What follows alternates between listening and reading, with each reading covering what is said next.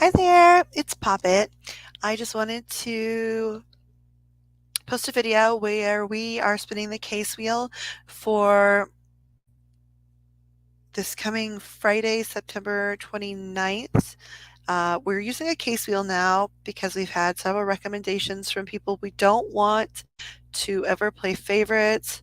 We hope that in using a wheel, perhaps spirit can contribute, but it might be something that's difficult to manipulate. But either way, it is a way to just keep it fair in terms of who it is we're going to cover, and that way we're not favoring one recommendation or another. I will say this though, if Cat H or myself get any kind of spirit guidance that we need to really be shifting our focus to something else for whatever reason they have, we will listen to them first and foremost. Probably if that happens, if we're announced, for example, today that we're going to do something and then during the week that happens, likely we'll try and cover both in one way or another as the week progresses. But as for right now, we aren't led in any particular direction at the moment.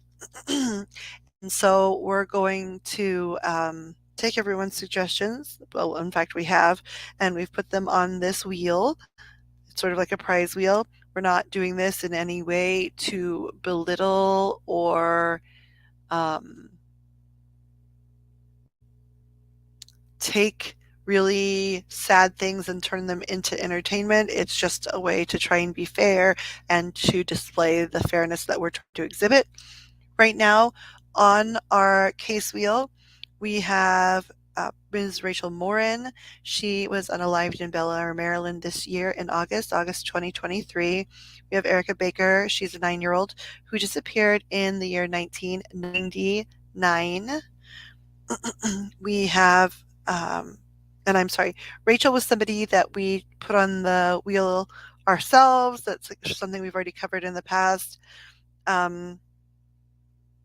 Erica Baker is one of Kat's recommendations. We have Lisa Irwin, an 11-month-old that disappeared from her home in 2011. Ray recommended that case. We have Lana Stempian out of Detroit, Michigan. Initially she disappeared from her own boat in 2003. She was later found deceased, and that is a case that is still have a lot of questions. That was submitted by the Nook from this channel. Nook submitted that. We have Dorothy Arnold. She disappeared in 1910 from Manhattan, New York City, after being seen purchasing a book. This was a case also recommended to us by Ray. Apparently, it is kind of a famously discussed cold case story that I've never heard of, nor had Kat. So we, like everything on this wheel, we've done at least a little bit of research to make sure it's not totally resolved or it's not fabricated by someone and then somebody who heard it from the grapevine and believed it. So we've done a little bit of research just to verify that these are cases that are unsolved in some capacity or other, or that maybe have been solved, but there's a lot of questions still. And then another person on the wheel goes by the name of Rio. Last initials are J-E. And this person was unalived in a park in 2012. Full transparency. They are a family member of myself and Miss Ray. So I just wanted to indicate that just for the case of full transparency. And at this time, I'm going to put the wheel up.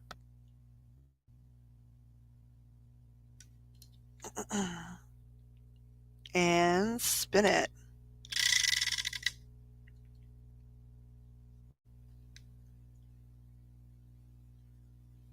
I can't see who it is.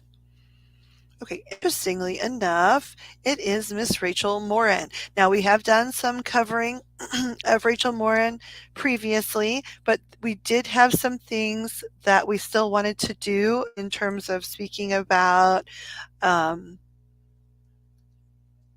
just her life, hearing some of her life story from her perspective and with the assistance of spirit. So it looks like we might be working on Rachel more this week. So that's what we'll be planning on doing on Friday. I'm going to spin the wheel one more time, see if we can get a secondary so that maybe Miss Cat and I know what else we need to be researching in terms of what might be coming up next for us after Miss Rachel. So let's do that again here. We'll spin again. I can't see the wheel when we do it like this, so hold on one second. Okay, interesting. When I was just randomly turning the wheel just to see like what the odds were of things landing on different things, these are the two cases where it just kept trying to land on um, that on the wheel. So Ms. Rachel Morin, we will be covering this Friday. Ms. Lana Stempian from Detroit, who was found deceased in August of 2003, is also someone that came up a lot when I was spinning it just to see, sort of what the board or spirits or I don't know if spirits are able to really utilize this board or not. However, this wheel, I mean, but those are the two cases that came up a whole bunch consistently when I was spinning just to see how it would go.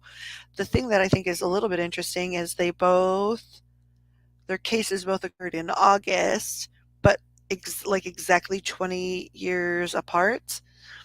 And so because we've already covered Miss Rachel, um, we find that on Friday we don't have enough information or we don't have long enough presentation, we might also cover Lana Stempian at the same time.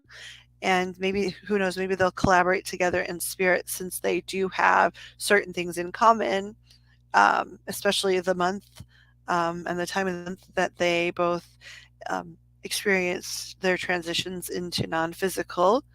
And I can tell you this from the research I've done on either one of them. They were both absolutely beautiful women who were amazing go-getters. And I think they were around the same age when they transitioned as well. So there are some commonalities there. Thank you for taking the time to watch this video. We are looking forward to learning more as we progress with this series about how to use mediumship to discuss and explore cases, just like um, it's used on this channel in other ways. It's a skill that I'm learning a little bit more about just because there's so much more, engagement on the energy field when it's a case that so many people have been talking about, and so many different people so many human beings have so many very strong opinions about what happened or what didn't happen. And, thoughts are things, energy is energy. And so that can come up into the field of energy as you're trying to read about it. And so what I'm trying to learn is, just like I've learned with doing people's private readings and other types of readings that I do involving mediumship and engagement with spirit, I am now trying to learn to do the exact same thing. However, it is a much busier energy field. So following that track takes a little more finesse, and also being able to distinguish which energy is just someone that is absolutely convinced they are correct about what happened, but who doesn't have factual knowledge about anything, versus someone who really has a lot of factual knowledge. Now, most of it comes from spirit, and when that is the case, that is extremely helpful. However, we are also spirit. We are spirit having a physical experience, and we can generate a lot of energy around stuff. So I'm learning to sift through the energy that we tend as a human race to collect around these issues. And Miss Cat is very much working on learning all of her physical and visual and all types of cues that she gets from spirit sometimes when she's listening to things or contemplating things about, and she talks we talked today about a lot about how her chi moves around, which is like the tingles and the buzzies that she feels, and how she's starting to try and learn to distinguish what are thoughts and what might be something um like clairsentience, you know.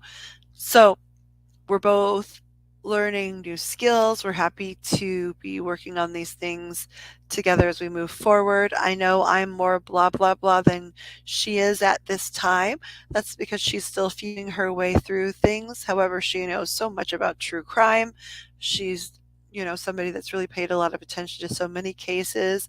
Um, and she's an amazing researcher. Once she decides she's interested in something, holy heck. And um, I look forward to see what we can do as we move forward. I know, just like everything with practice, and fine tuning the skills that we're working on, even though they might be slightly different, we'll get better and better. And we're excited to have this platform as a classroom and to have you guys as collaborators.